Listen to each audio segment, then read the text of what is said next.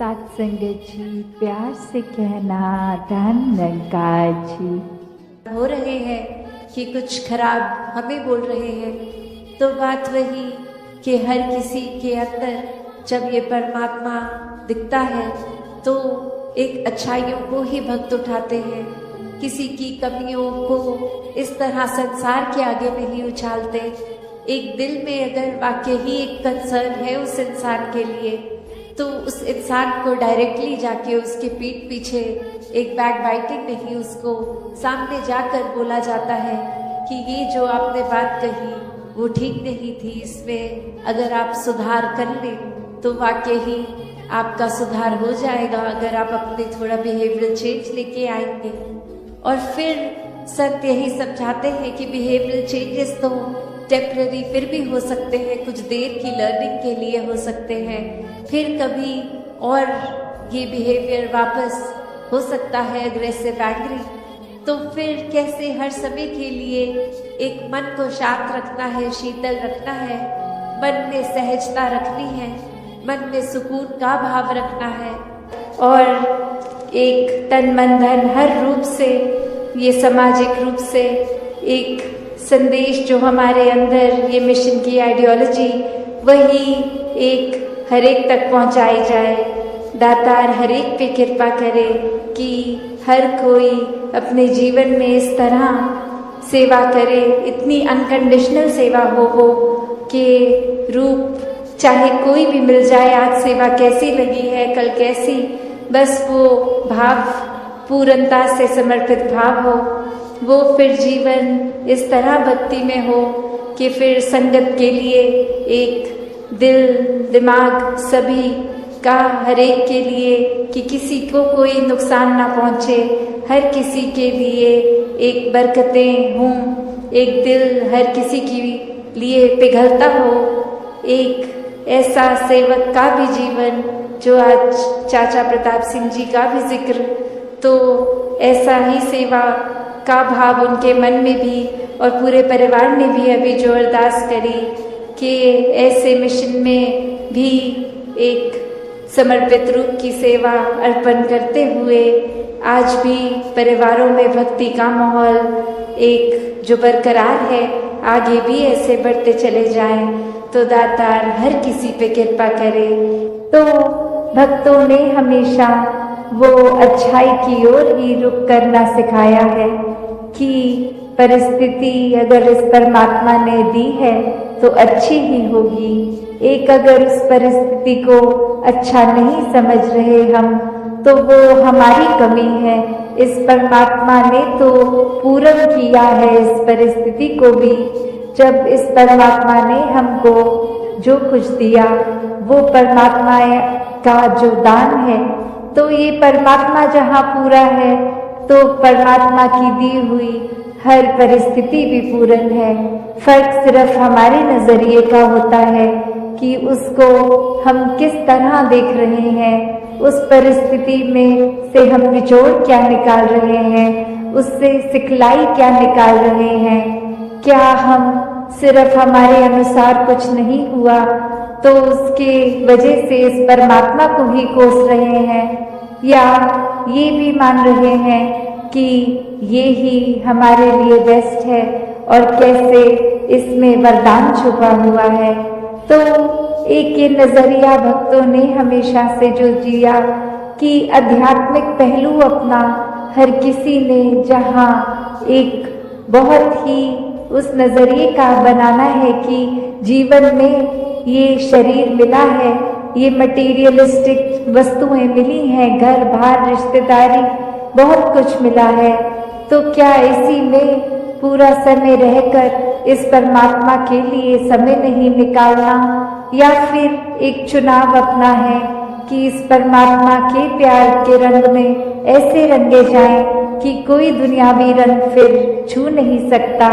ये पक्के का रंग, ये एक हर समय रहने वाला रंग, और इस रंग को जिसने भी अपने ऊपर लगाया वो हमेशा के लिए आनंदित हो गए। एक जीवन हर समय के लिए झूम झूम के जिया गया, और ये चेतनता ब्रह्म ज्ञान से जहाँ एक ये स्पिरिचुअल लाइफ में तो हर समय ये बहुत ही अच्छा माध्यम में टूल। पर एक और बात भी देखी जाए कि अगर हम कोई दुनियावी कोई मटेरियलिस्टिक अपनी रिस्पॉन्सिबिलिटी कोई काम काज भी कर रहे हैं, कुछ भी कर रहे हैं, तो उसमें भी चेतनता होनी बहुत जरूरी होती है। चाहे वो अक्सर छोटा सा एग्जाम्पल ड्राइविंग का भी कि सड़क पे होते हैं तो अक्सर वही पंक्ति बार बार नजरों के आगे आती है कि सावधानी हटी दुर्घटना घटी। तो ये हर समय चेतनता की बात है कि कहाँ पे हैं हम इस समय, वो एक एक पल का हमें होश वो खबर उस पल में ही रहें, वरना तो सोच एक सेकंड लगता है इधर उधर भागने में, ध्यान भटकने में। तो कैसे जहाँ उपस्थित है शरीर वहाँ मन को भी उपस्थित रखना है और ये चेतनता हर समय की जीवन में हो। तो फिर बात वही आती है जहाँ से हर बात की ही शुरुआत है, ये परमात्मा, ये निराकार, ये जो बेरंगा है, इसके एहसास में हर समय रहना एक पॉसिबल है। एक हर एक पल इसी के एहसास में जीना संभव है। और ये कोई बहुत कल्पना की कोई किताबी बातें नहीं है। हर कार्य करते हुए इसके ही एहसास में अगर रहा जाए तो ये परमात्मा हमारे जीवन में और गहराई से उतरता है। कैसे फिर जहाँ बात अभी जिक्र भी अहंकार का हुआ कि कैसे फिर मन हमारा अक्सर इतना ज्यादा, किसी ने थोड़ी तारीफ क्या कर दी, वो ही बात में इतना अपने आप को श्रेष्ठ मानते हुए एक ऐसी विचारधारा के अंतर्गत रोज जीना उठना खाना बैठना शुरू कि अब हमसे श्रेष्ठ तो कोई नहीं। हर एक जीवन में हमने सोसाइटी में कुछ मान सम्मान पा भी लिया तो वो मान सम्मान एक किसी तरह की अपनी ही अहंकार का कारण बने नहीं। जहाँ जिस रूप में भी हम जीवन में प्लेस्ड हैं वो हमारे लिए अहंकार का कारण नहीं, विनम्रता का कारण होना चाहिए। अपने दायरे में बहुत नाम कमा लिया है, एक हमारा कुछ औहदा कुछ रिस्पेक्ट बन गई है, एक तरह के हम सेलिब्रिटी बन गए हैं, कुछ दो चार लोग हमें जान गए हैं, तो ये एक इम्पोर्टेंट होने का अहंकार या कोई और तरह का अहंकार ये मन में घर कर लेता है। तो ये सारी चीजें सिर्फ इस्तेमाल के लिए और साथ में एक प्रभाव समाज पे भी इस तरह रहे भक्तों का शुरू से ही कि अपना भी कल्याण है और उनका भी कल्याण है। कोई भी काम भक्त किसी भी समय एक सेल्फिश होके सिर्फ अपने लिए नहीं करते। भक्तों को तो यही मन में होता है कि हर एक के दिल में ठंडक पहुंचे, हर एक के दिल में एक आराम हो, हर किसी के लिए एक भाव शुद्ध, हर एक कोई परमात्मा का ही रूप तो बहुत ही पूजनीय। किसी को भी भक्तों ने कभी चोट नहीं पहुंचाई, किया हो ना किया हो, उस टाइम हम अपने दिमाग को, इस चेतनता को, ये रैशनल को भी नहीं एक सामने रखते। बस हमने सोच लिया तो हकीकत ही बन गई वो हमारी। तो अक्सर संसार में इंसान अपने बहुत सारे ऐसे सत्य बना लेता है, तो कैसे वो सच्चाई हमने सोच ली, वो कल्पना कर ली, तो वो एक हमारा ही नजरिया, वो माय वे और द हाईवे वाली बात कि जो मेरे सोच है वही सही है, औरों की राय मैटर नहीं करती, औरों का तरीका मैटर नहीं करता। तो ऐसी सोच अगर है तो हमारी ग्रोथ कहाँ है उसमें। एक जीवन को फिर हमने इतना ही अपने आप अपनी ईगो से भर लिया, अपनी सोच से, अपने माइंडसेट को ही एक सही मानकर, तो कैसे इस जीवन में जब जिएंगे तो वो माया रूप यहाँ पे हावी होगा। क्योंकि when we are so full of ourselves तो हम लर्निंग कहाँ से करेंगे, जबकि इस निराकार, इस दातार ने तो हर जगह इस कण कण से शिक्षा लेने का एक रूप दिया है। इस परमात्मा से जुड़कर जीवन में खुद भी एक अपने रोशनी ही करा जा सकता है, फिर वो मन का ठहराव अपने आप आ जाता है। तो भाव वही कि संत जो होते हैं उनको फिर एक दुनियावी माहौल कैसा भी हो, एक आरामदायक हो ना हो, फिर भी एक संत तो उस दुनियावी माहौल में रहते हुए भी उस दुनियावी माहौल से ऊपर ही रहते हैं। एक आनंद की अवस्था में हर स्थिति में खुद को एडजस्ट करते हुए कि एक जहाँ स्थिति जो है उसको अगर वो सही भी करनी है तो उसमें प्रयत्न करना है, एक अपने दुनियावी रूप में अचीवमेंट सपने बनाकर उस तरफ चलना है। पर अगर परमात्मा को मंजूर नहीं और वो एक कार्य उस तरह से ना हो जैसा सोचा रखा है तो भी एक परमात्मा को कोसते नहीं है भक्त, एक परमात्मा को शुक्राने भाव से यही मन के भाव रखते हैं कि इसी में ही भलाई होगी, इसलिए ये कार्य हम जैसे चाहते थे वैसे नहीं हो पाया।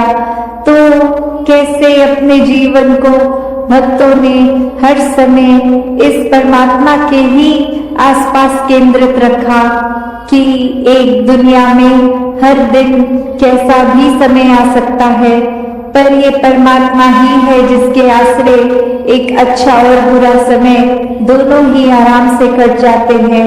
जहाँ फिर ये मन में सोच नहीं आती कि एक जीते जी बेचैन है और जीने के बाद जब ये मौत हो जाएगी तो इस आत्मा का क्या होगा, क्योंकि जिन्होंने जीते जी इस परमात्मा को जान लिया, देख लिया, इसके साथ जीवन का हर पल अपना जिया, तो उनको पता है वो चैन से जी रहे हैं और जो चैन से ही जीता है वही चैन से मरता है। और कैसे ये आत्मा को जीते जी जहाँ चैन मिल गया, अपनी असली घर का पता चल गया। एक क्या है ये आत्मा, वाक्य में सिर्फ शरीर नहीं है, एक आत्मा तो इस परमात्मा का अंश है। तो बात वही कि कैसे हर एक में जहाँ हर किसी में इस परमात्मा को देखना है, हर एक के अंदर वो कैपेसिटी है, वो पोटेंशियल है कि कैसे इस परमात्मा के सारे गुण हम चाहे एक मनुष्य के शरीर में है पर परमात्मा जैसे देवीय गुणों से हम युक्त हो सकते हैं, ह्यूमन वैल्यूज से युक्त हो सकते हैं। ये मन में कंपैशन, काइंडनेस, दया, क्षमाशील होना, एक मन में प्यार का भाव, प्रेम का भाव, ये लव, ये सरेंडर, ये ब्रॉड माइंडेड होना, हर एक को एक्सेप्ट करना, हर किसी के लिए वही भाव हो कि ये इंसान से बहुत कुछ हमें सीखने को मिल सकता कि किस तरह हर कोई ये सत्कार का पात्र है, क्योंकि इतनी बड़ी रात ये निरंकार परमात्मा जिसके भी हिस्से में है और बाकी भी जो अभी अपरिचित हैं उस ब्रह्म ज्ञान से, तो हर एक में जब वो देखेंगे तो मन सिर्फ वो प्यार करेगा, सत्कार करेगा। और फिर हम हर एक को वो बेनिफिट ऑफ डाउट की जो बात आती है कि अगर किसी ने कुछ हमें गलत भी कर दिया, कोई किसी का कर्म हमें दुख पहुंचाता है, तो अपने उस व्यक्ति से गुस्सा ना करके सिर्फ एक ही भाव मन में अपने आप आएगा कि उस व्यक्ति की शायद कोई मजबूरी रही होगी, आज उसका हो सकता है दिन अच्छा ना रहा हो, कोई किसी ने कुछ उसको बुरा बोल दिया हो तो इसलिए उसका मन कड़वा हुआ है, इसलिए उसके बोल कड़वे निकले हैं।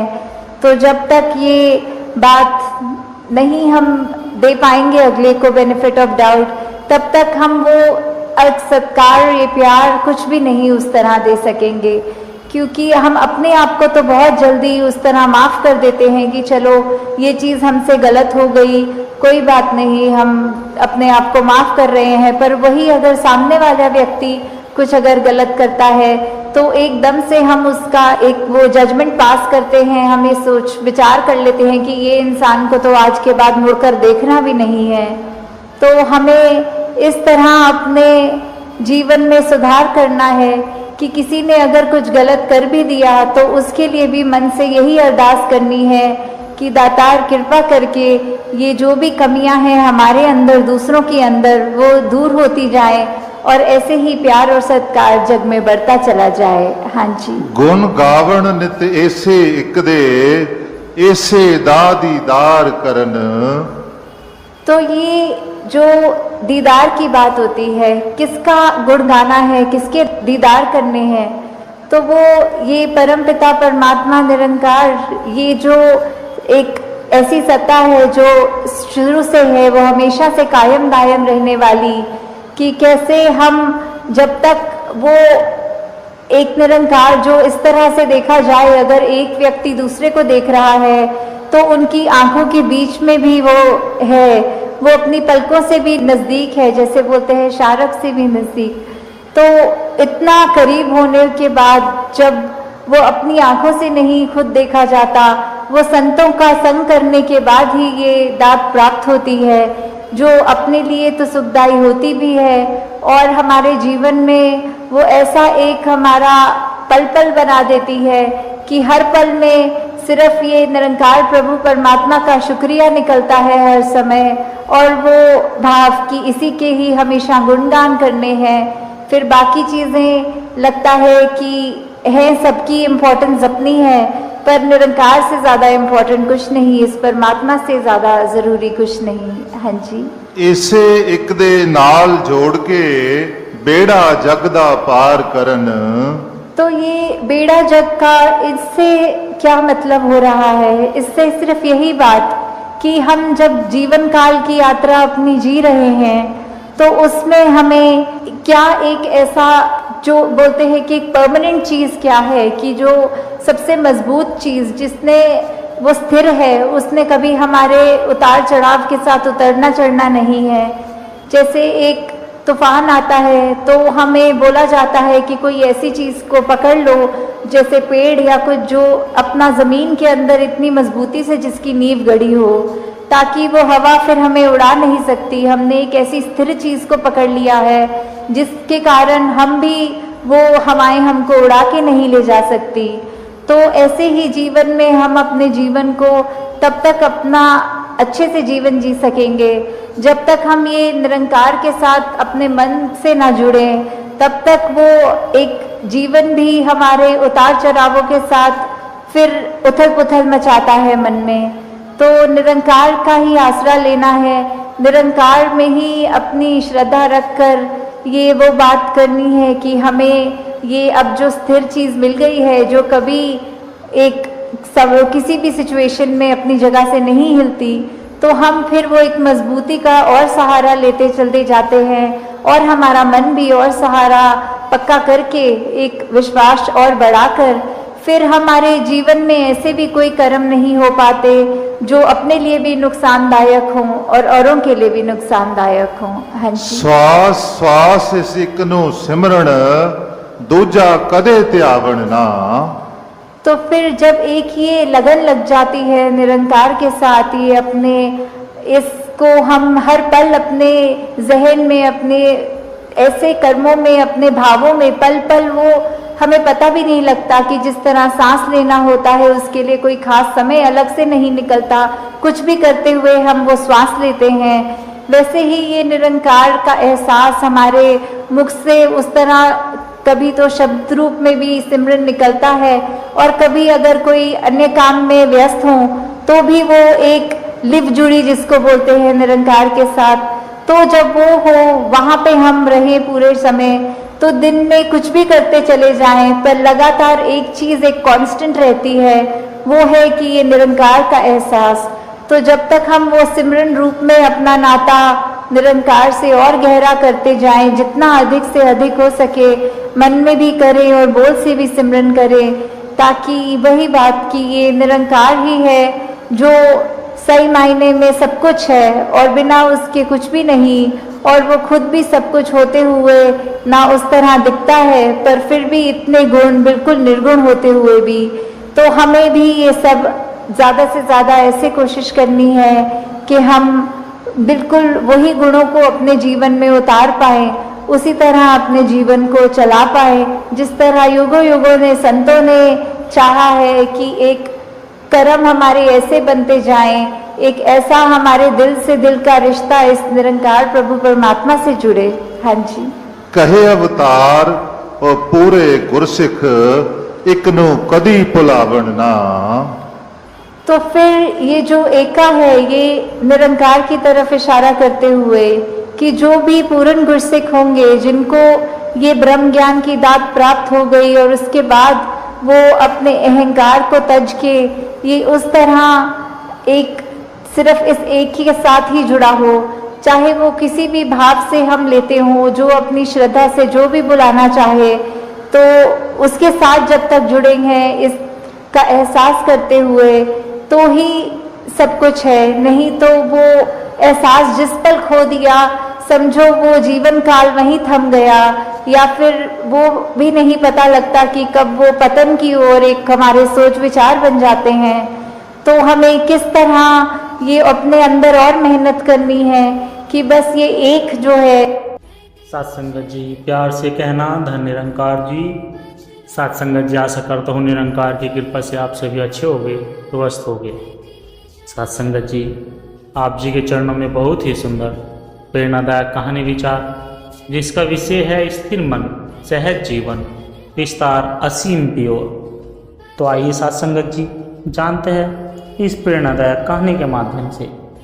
सत्संगत जी आज की इस दौड़ती हुई दुनिया में जहाँ हर कोई किसी न किसी लक्ष्य की ओर भाग रहा है, वहीं एक सवाल हर किसी के भीतर गूंजता है कि क्या मैं स्थिर हूँ, क्या मेरा मन शांत है, क्या मेरा जीवन सहज है, क्या मैं उसी परम सत्ता की ओर बढ़ रहा हूँ जो असीम है, अनंत है। सत्संग जी जब मन स्थिर होता है तो विचार स्पष्ट होते हैं, जब जीवन सहज होता है तो आत्मा हल्की महसूस करती है, और जब यह दोनों स्थितियाँ मिलती है तभी आत्मा परमात्मा की ओर उस असीम विस्तार की ओर यात्रा करती है। तो सत्संगत जी आइए इस कहानी के माध्यम से हम जानेंगे कि कैसे एक सामान्य गृहस्थ प्रकाश अपने जीवन में स्थिरता सहजता और परमात्मा से जुड़ने की अनुभूति करता है। आइए सत्संगत जी चले इस आध्यात्मिक यात्रा पर। सत्संगत जी प्रकाश एक मध्यवर्गीय परिवार से था। नौकरी, परिवार, बच्चों की पढ़ाई, रिश्तों की खींचातानी, इन सब में उलझा हुआ जीवन। उसका मन हमेशा चिंता में डूबा रहता था कि कभी भविष्य की चिंता, तो कभी दूसरों से तुलना, तो कभी अपनों की अपेक्षाएं। वो मंदिर में जाता, सत्संग सुनता, लेकिन मन उसका शांत नहीं होता था। वहाँ पर भी वो सोचता था कब मेरा जीवन सहज होगा, कब मैं अंदर से हल्का और स्थिर महसूस करूँगा। एक दिन उसके एक पुराने मित्र सुशील ने उसे एक निरंकारी सत्संग में चलने का निमंत्रण दिया। प्रकाश ने मना किया, लेकिन फिर भी अनमाने मन से अपने मित्र के कहने से वह चल पड़ा। वहाँ उसे एक संत का वचन सुनने को मिला, जो संत अपने वचन में कह रहे थे कि मन की स्थिरता परमात्मा की पहचान है। सत्संगत जी अगर मन डगमगाता है तो संसार भारी लगेगा, यदि मन स्थिर है तो परमात्मा के स्वरूप में सहजता मिलती है। सत्संगत जी इन शब्दों ने प्रकाश के भीतर एक हलचल सी मचा दी। उसने पहली बार आत्मा की ओर झांकने की कोशिश की।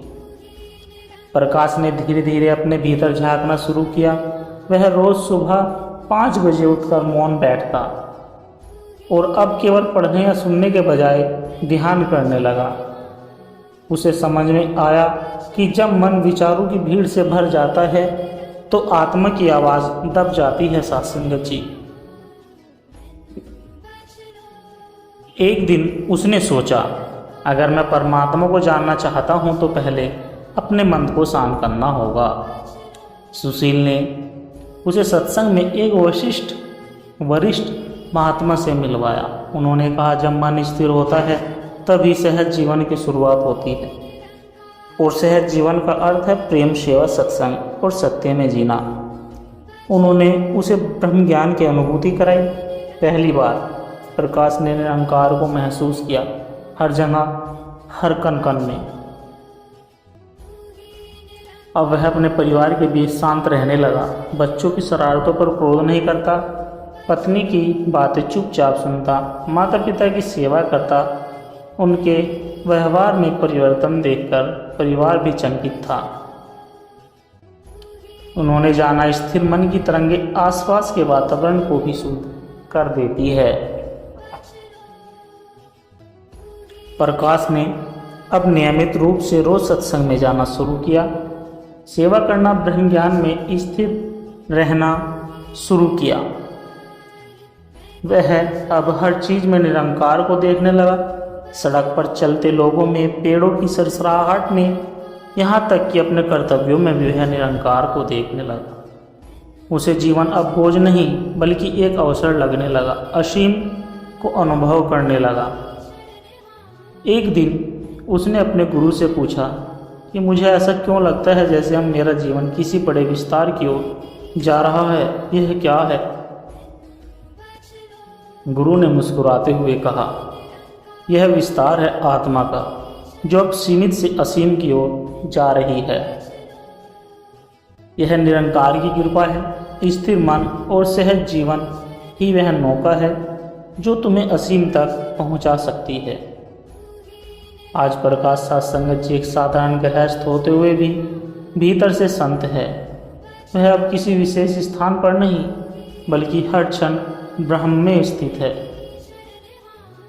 उसने समझा, मन स्थिर मन का अर्थ यह नहीं कि बाहर कुछ न हो, बल्कि यह कि भीतर कुछ डगमगाए नहीं।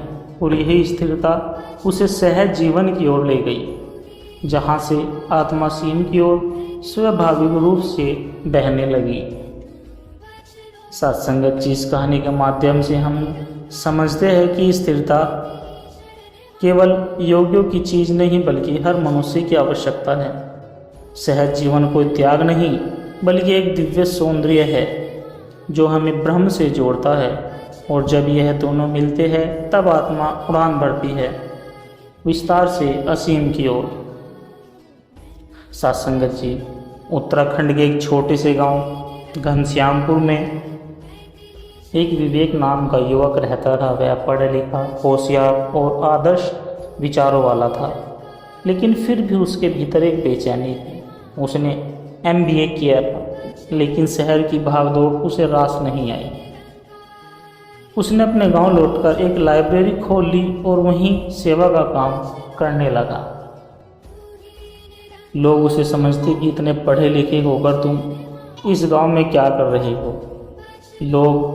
लेकिन विवेक मुस्कुराकर कहता कि मैं खुद की तलाश कर रहा हूँ, मैं खुद की तलाश में हूँ। विवेक रोज सुबह उठता, काम पर जाता, बच्चों को पढ़ाता, सत्संग सुनता, लेकिन फिर भी उसका मन स्थिर नहीं था। वो रोज सोचता, क्या यही जीवन है? क्या मैं केवल दूसरों को कुछ देकर अपने अस्तित्व को सार्थक कर रहा हूँ, या कुछ और है जो छूट गया है? एक दिन एक वृद्ध महात्मा गांव में सत्संग के लिए आए। उन्होंने अपने प्रवचनों में कहा कि मन की स्थिरता के बिना जीवन की सहजता संभव नहीं, और जब तक जीवन सहज नहीं, आत्मा सीम की ओर कैसे बढ़ेगी।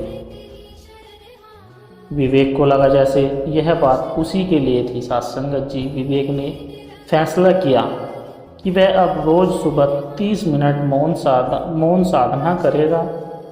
उसने दिन की शुरुआत आत्मचिंतन से करनी शुरू की। धीरे धीरे उसने देखा कि कुछ समय बाद उसका गुस्सा कम होने लगा, प्रतिक्रियाएं घटने लगी और बातें गहराई से समझ में आने लगी। वो अब सत्संग केवल सुनने नहीं, समझने और जीने लगा। सत्संगत जी, गांव के बाहर एक टूटा फूटा आश्रम था जहां कुछ गरीब बुजुर्ग रहते थे। विवेक ने वहाँ सेवा शुरू की। कभी खाना ले जाता, कभी कपड़े। कोई प्रचार नहीं, कोई प्रदर्शन नहीं। एक दिन एक बुजुर्ग ने उससे कहा, बेटा, तू तो साधु नहीं है, लेकिन तुझ में एक साधु की शांति है। विवेक ने तब जाना कि सेवा अगर सहज होकर की जाए तो मन को स्थिर और आत्मा को हल्का कर देती है। एक दिन गांव में भारी तनाव हुआ, दो पक्षों में विवाद हुआ और लोग विवेक से उम्मीद करने लगे कि निर्णय दे। विवेक खुद भ्रमित हो गया। तब उसने अपने सतगुरु को पत्र लिखा, कहा, हे गुरुदेव, मैं जान नहीं पा रहा कि क्या सही है क्या गलत, मैं फैसला कैसे करूं। उत्तर में केवल 2 पंक्तियां मिली कि मन को स्थिर कर निरंकार में स्थित हो जा, निर्णय अपने आप प्रकट हो जाएगा। उसने वही किया। उसने सब पक्षों को सुनकर अपने भीतर के मौन से उत्तर पाया और फैसला ऐसे निकला कि दोनों पक्ष शांत हो गए। विवेक अब पहले जैसा नहीं रहा। वो अब गांव का एक सेवक भर नहीं बल्कि एक मार्गदर्शन बन गया था। लोग उसके पास आते, समाधान पाते और लौट जाते।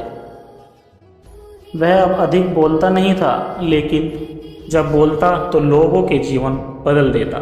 उसका जीवन एक बहुत साधारण था, लेकिन भीतर की चेतना में गहराई थी और कहता था, सहज जीवन का अर्थ है अहंकार का त्याग और निरंकार की पहचान। एक दिन वह गंगा किनारे बैठा था। हवा बह रही थी, पत्ते खड़खड़ा रहे थे।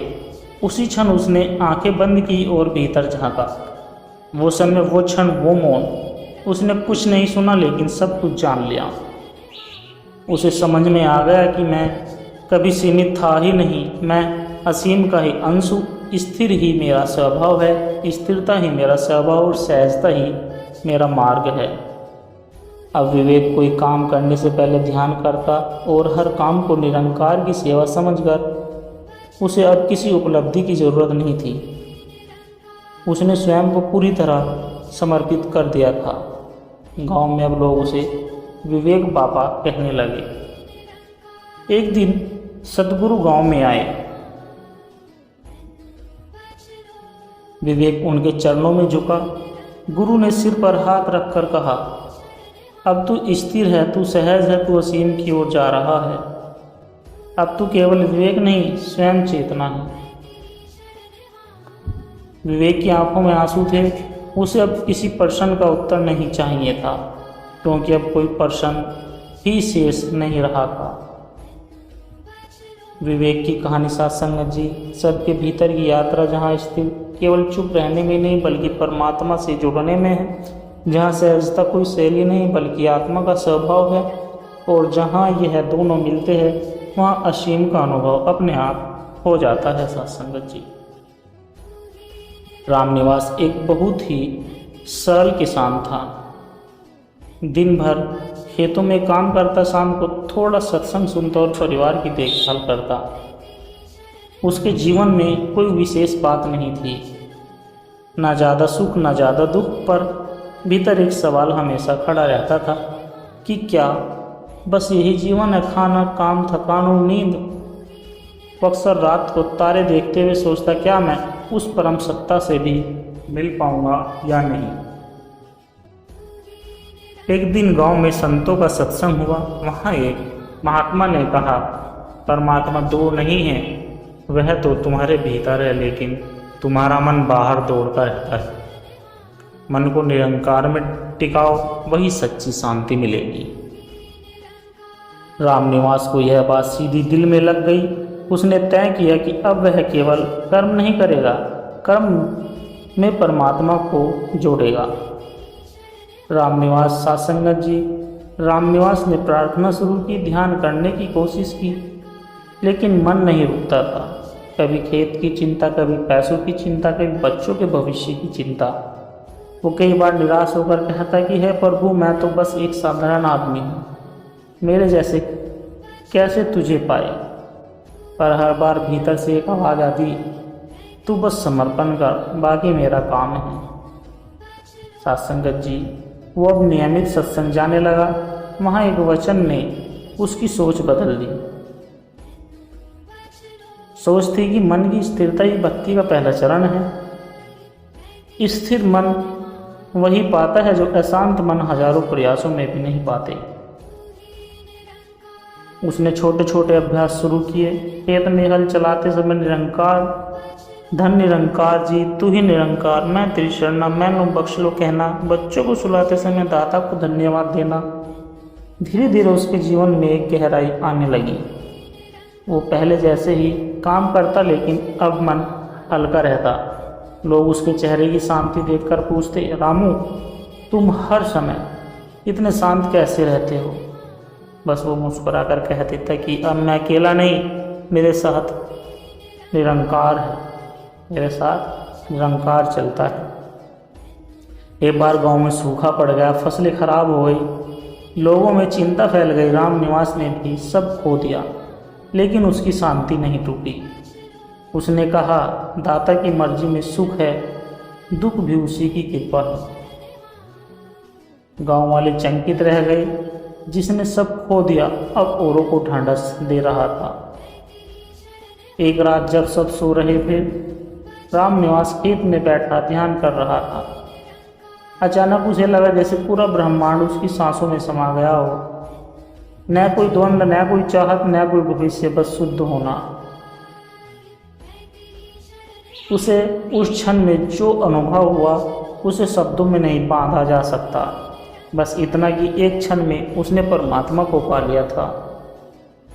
उस दिन के बाद राम निवास बदल गया। अब वो सत्संग में बोलता नहीं था, पर उसकी उपस्थिति ही वचन बन गई थी।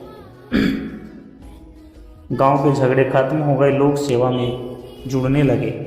एक बार किसी ने पूछा, बाबा आपने भगवान को कहाँ से पाया और कैसे पाया?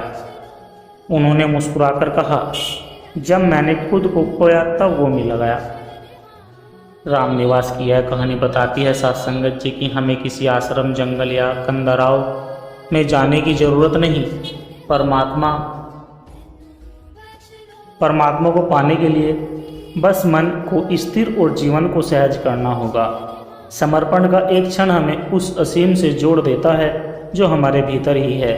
साथ संगत जी, परमात्मा कहीं बाहर नहीं, बस एक पल के समर्पण में है। जहाँ मन शांत हो वहाँ ईश्वर प्रकट हो जाता है, और जब जीवन सहज हो जाए तब आत्मा सीम की ओर अपने आप बहने लगती है। साथ संगत जी, दास के द्वारा कहे गए प्रेरणादायक कहानी विचार यदि आप जी को अच्छी लगी हो तो वीडियो को लाइक करें, शेयर करें, कमेंट बॉक्स में धन निरंकार भी जरूर लिख दें और दास को आशीर्वाद दे। हर रोज आप जी के चरणों में ऐसी ही प्रेरणादायक कहानी विचार लेकर आता रहूं। साथ संगत जी, प्यार से कहना, धन निरंकार जी।